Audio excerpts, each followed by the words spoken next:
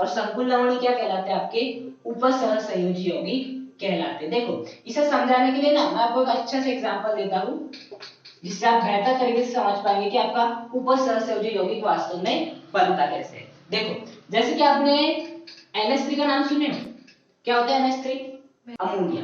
Basically जो आपका NH3 है वो क्या होता है? आपका अमोनिया। तो देखो बेसिकली जो आपका नाइट्रोजन है उसकी संरचना कैसी रहती है अमोनिया में, वो देखना।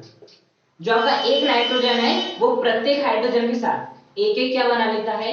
बंध बना लेता है। इस प्रकार से बंध बना लेता है और इसके पास एक एकाकी इलेक्ट्रॉन युग्म यहाँ पर पड़े हुए रहते हैं। क्या रहते हैं? एक एकाकी इलेक्ट्रॉन युग्म यहाँ पर पड़े हुए रहते हैं। देखो बेसिकली हाइड्रोजन कितने इलेक्ट्रॉन चाहते हैं अपने कक्षक में? 2।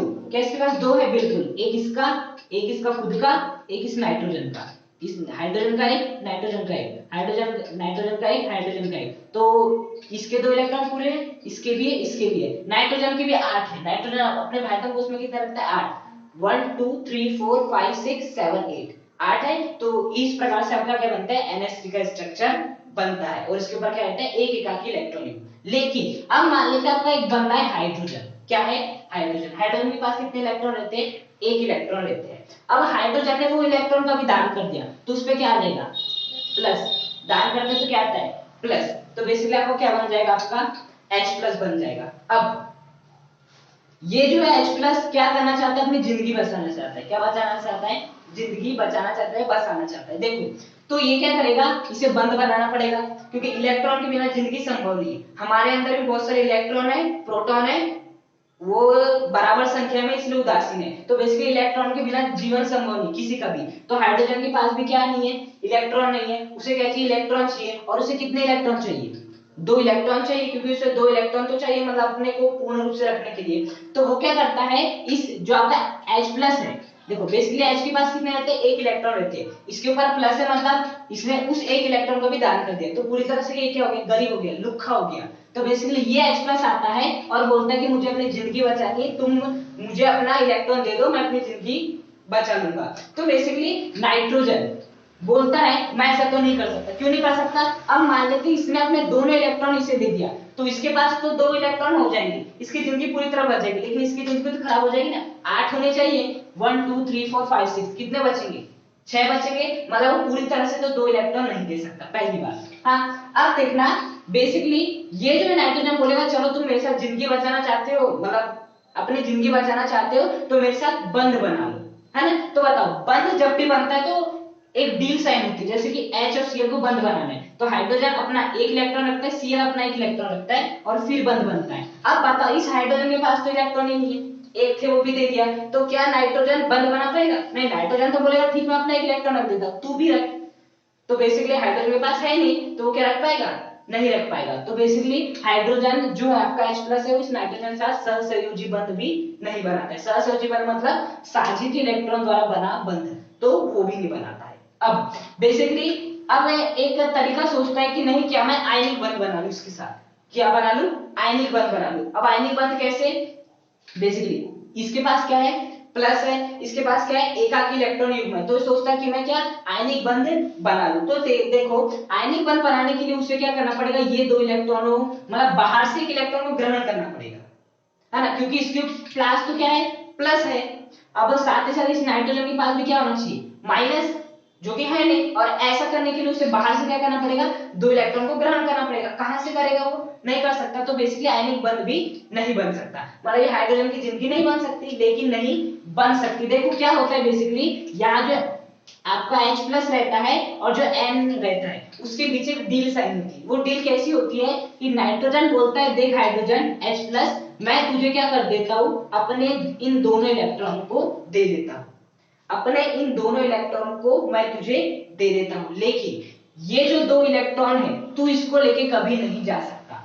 जैसे कि बेसिकली जो आपका NaCl होता है, बेसिकली जो आपका Na रहता है वो क्या करता है? 1 इलेक्ट्रॉन का दान करता है और क्या बनाता है? Na+ बनाता है। तो ये जो इलेक्ट्रॉन रहता है मुक्त रहता है, कहीं भी जा सकता है, उसकी मर्जी है। लेकिन बेसिकली इसने क्या बोल दिया कि देख मैं तुझे 2 इलेक्ट्रॉन दे रहा हूं लेकिन एक शर्त है कि तू कभी भी इन 2 इलेक्ट्रॉन को लेकर कहीं भी नहीं जाएगा। और इस प्रकार से हम यहाँ क्या देखते हैं? इस प्रकार से हम एक वर्गाकार कोष्ठक बना देते हैं। तो यहाँ पर जो बंध बना है वही क्या है? आपका उपसहसंयोजी बंध है। बेसिकली यहाँ पर डील क्या साइन हुई है कि तू कभी भी ये वाला हाइड्रोजन तू कभी भी इन 2 इलेक्ट्रॉन को लेके बाहर नहीं जा सकता। पहली बात देखो, अब 2 इलेक्ट्रॉन इसके भी है, साथ साथ और एक साइन डील हुई है कि ये 2 इलेक्ट्रॉन फिर जितना इसका रहेगा उतना ही इसका भी रहेगा। बेसिकली तो नाइट्रोजन के भी 8 है, 1 2 3 4 5 6 7 8, इसके भी 2 हो गए, बस गई। और एक डील साइन हुई, पहले डील क्या कि तू कभी इन 2 इलेक्ट्रॉन कहीं बाहर नहीं जा सकता, पहली बात। दूसरे की जितना हक तेरा इस पर है उतना ही मेरा भी है, और तीसरा कि तू कभी यौगिक को छोड़ के बाहर नहीं जा सकता, ये बात। तो ऐसे 3 डील साइन हुई। यहाँ पर जो बनने वाला बंध है उसे क्या कहते हैं हम, उपसहसंयोजी बंध। और उपसहसंयोजी बंध के द्वारा जो यौगिक जुड़ते हैं उन्हें कौन से यौगिक कहते हैं, उपसहसंयोजी यौगिक कहते हैं बेसिकली। तो देखो अब इसके ऊपर क्या आ गया, आपका प्लस चार्ज आ गया। क्या आ गया, प्लस चार्ज। प्लस चार्ज क्यों, क्योंकि इसने अपने इलेक्ट्रॉन हाइड्रोजन को दिए हैं, पूर्ण रूप से नहीं दिए लेकिन दिए हैं, इसलिए इसके ऊपर क्या आ गया, प्लस आ गया। तो देखो एक नाइट्रोजन 1 2 3 4 4 नाइट्रोजन, और इसके ऊपर क्या है आपका प्लस। ये क्या कहलाता है आपका अमोनियम आयन। क्या कहलाता है आपका अमोनियम आयन। NH4 प्लस क्या कहलाता है, अमोनियम आयन। अब इसके पास क्या है, प्लस है, जैसे कि Na के पास क्या रहता है, प्लस रहता है, तो इससे Cl आके जुड़ जाता है, तो यहाँ से भी चाहे तो आपका Cl यहाँ पर आके जुड़ सकता है, उसकी मर्जी। और जुड़ जाएगा तो वो क्या कहलाएगा आपका NH4Cl, और NH4Cl को क्या कहते हैं, अमोनियम क्लोराइड। क्या कहते हैं, बेसिकली अमोनियम क्लोराइड। तो यहाँ जो आपका बंध बन रहा है वो क्या कहलाता है, उपसहसंयोजी बंध। अब उपसहसंयोजी बंध की परिभाषा पे थोड़ा फोकस करना। उपसहसंयोजी बंध में बेसिकली जो आपका एक परमाणु रहता है अपने दोनों एकाकी इलेक्ट्रॉन युग्मों को किसी अन्य परमाणु को क्या कर देता है, प्रदान कर देता है। बेसिकली क्या कर देता है, प्रदान कर देता है। अपने एकाकी इलेक्ट्रॉन युग्म को एक परमाणु किसी अन्य परमाणु को प्रदान कर देता है, और यह जो आपका है साझेदारी होती है। क्या होती है, साझेदारी होती है, मतलब कि इन 2 इलेक्ट्रॉन पे इसका भी हक रहेगा और इसका भी हक रहेगा। तो इस प्रकार से जो बंध बनता है, कौन सा बंध कहलाता है, उपसहसंयोजी बंध। और इस उपसहसंयोजी बंध के द्वारा जो यौगिक आपस में जुड़ते हैं उन्हें क्या कहते हैं, हम उपसहसंयोजी यौगिक बेसिकली कहते हैं। तो ये क्या हो गया आपके उपसहसंयोजी यौगिक। बात समझ में आती है क्या होता है उपसहसंयोजी बंध, क्या होता है आपके उपसहसंयोजी यौगिक। तो देखो बेसिकली आपके उपसहसंयोजी यौगिक, जैसे कि यदि मैं बात करूं तो इस यदि उपसहसंयोजी यौगिक को नाम देना चाहूं तो मैं क्या दे सकता हूं, NH4Cl है ये आपका पहला उपसहसंयोजी यौगिक। यहाँ पे क्या बन रहा है, उपसहसंयोजी बंध। तो इसी प्रकार के बहुत सारे होते हैं, मैं आपको कुछ उपसहसंयोजी यौगिकों के नाम बताता हूं। जैसे कि आपका देखे थे हमने K4FeCN6, ये देखे थे आपका, ये क्या आपका उपसहसंयोजी यौगिक है। आपका CO NH3 6 और आपका Cl3, ये बेसिकली ये क्या है आपका एक प्रकार का उपसहसंयोजी यौगिक है। क्या है ये आपका उपसहसंयोजी यौगिक है। यदि मैं बात करूं आपका CO NH3 5Cl2, ये भी क्या आपका एक उपसहसंयोजी यौगिक क्या है। बाकायदा इस चैप्टर में आपको ये जो यौगिक है इनका नामकरण पूछा जाता है एग्जाम में बेसिकली, तो उनका नामकरण भी लिखना आपको सीखना है। मैं सिर्फ आपको उपसहसंयोजी यौगिक से परिचय कराऊं कि वो दिखते कैसे हैं बेसिकली। अब देखना ये जो भाग दिख रहा है ना आपको CO NH3 6, ये भाग इस प्रकार के गुरु कोष्ठक में रहता है, इस प्रकार के वर्ग कोष्ठक में रहता है, और जो Cl3 है वो क्या रहता है, बाहर रहता है। जैसे कि यहाँ पर यदि मैं बात करूं किसकी, आपके NH4Cl की, तो वो ऐसा है बेसिकली, ये NH4 अंदर है और Cl आपका बाहर है। तो उसी प्रकार से ये जो है ना आपका CO NH3 6, ये बेसिकली क्या है आपका अंदर है इस कोष्ठक के अंदर, और ये जो Cl है वो बाहर है। हमेशा याद रखना ये जो अंदर वाली चीज है ना वो कभी बाहर नहीं जा सकती, क्योंकि इस प्रकार से डील साइन होती है यहाँ पर। तो उसी प्रकार से यहाँ से जो NH3 6 है ना वो कभी बाहर नहीं जा सकता, यहाँ से जो कोबाल्ट है कभी बाहर नहीं जा सकता, यहाँ से आयरन कभी बाहर नहीं जा सकता, Cl कभी बाहर नहीं जा सकता, लेकिन आपका पोटेशियम बाहर जा सकता है। कौन जा सकता है, पोटेशियम बाहर जा सकता है, क्योंकि वो क्या है इस गुरु कोष्ठक के बाहर है। अब देखना बेसिकली एक पोटेशियम के ऊपर कितना चार्ज रहता है, +1। तो कितने पोटेशियम है, 4 पोटेशियम है, तो इसके ऊपर कौन सा आवेश रहेगा, +4 रहेगा। इस पे भी +4 है, तो इस संपूर्ण समतुल्य यौगिक पे कितना होगा, -4। क्या होगा, -4। अब देखना बेसिकली ये क्या आपका उपसहसंयोजी यौगिक, ये भी उपसहसंयोजी यौगिक है, ये भी उपसहसंयोजी यौगिक है। अब मैं इसमें से ना बेसिकली इसकी आपकी संरचना समझाता हूँ। कैसी होती है आपकी संरचना दिखाता हूँ। बेसिकली जैसे हमने NH4Cl देखे थे ना, वैसे रहता है। देखो क्या रहता है, जो आपका कोबाल्ट रहता है वो बीच में रहता है। कोबाल्ट की देखो यहाँ पर जो हाइड्रोजन को है कितने की भूख थी, दो, मतलब एक एकाकी इलेक्ट्रॉन युग्म की भूख थी। लेकिन ये जो आपका कोबाल्ट रहता है इसे कितने एकाकी इलेक्ट्रॉन युग्म की भूख रहती है, 6। कितने की रहती है, 6। तो बताओ इसे 6 एकाकी इलेक्ट्रॉन युग्म कौन दे सकता है, NH3। यहाँ भी जो आपका एकाकी इलेक्ट्रॉन युग्म दे रहा है वो कौन दे रहा है, NH3 तो दे रहा है इसे। तो बेसिकली कोबाल्ट को कितने एकाकी इलेक्ट्रॉन युग्म चाहिए, 6। तो उसे क्या किसकी जरूरत पड़ेगी, 6 NH3 की। तो यहाँ पर एक NH3 आ जाता है इस प्रकार से, ये आपका एक NH3, ये यहाँ पे एक NH3 वो देता है अपना एकाकी इलेक्ट्रॉन युग्म, यहाँ पे आ जाता है आपका एक NH3 यहाँ से ऐसे। तो इस प्रकार से ये जो है ये क्या बनता है आपका एक वर्गाकार, ये वर्गाकार भाग हो गया। ऊपर से आता है आपका एक NH3 जो कि देता है इसे क्या, एकाकी इलेक्ट्रॉन युग्म, और एक आता है आपका नीचे से जो कि क्या देता है इसे, एकाकी इलेक्ट्रॉन युग्म। जैसे यहाँ पर आपका है ना ये दे रहा है, उसी प्रकार से जो ये वाला NH3 है वो भी इसे 2 इलेक्ट्रॉन दे रहा है, 2 इलेक्ट्रॉन दे रही है इस प्रकार से।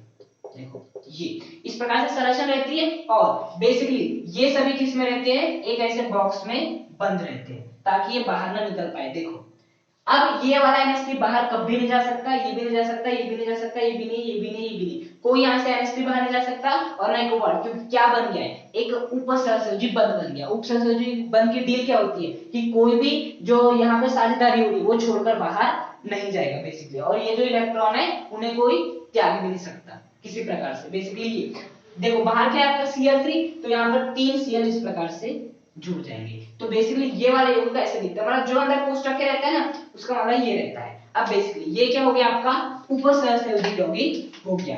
अब ये जो आपके उपसहसंयोजी यौगिक है इसमें आपको कुछ बातें सीखनी है।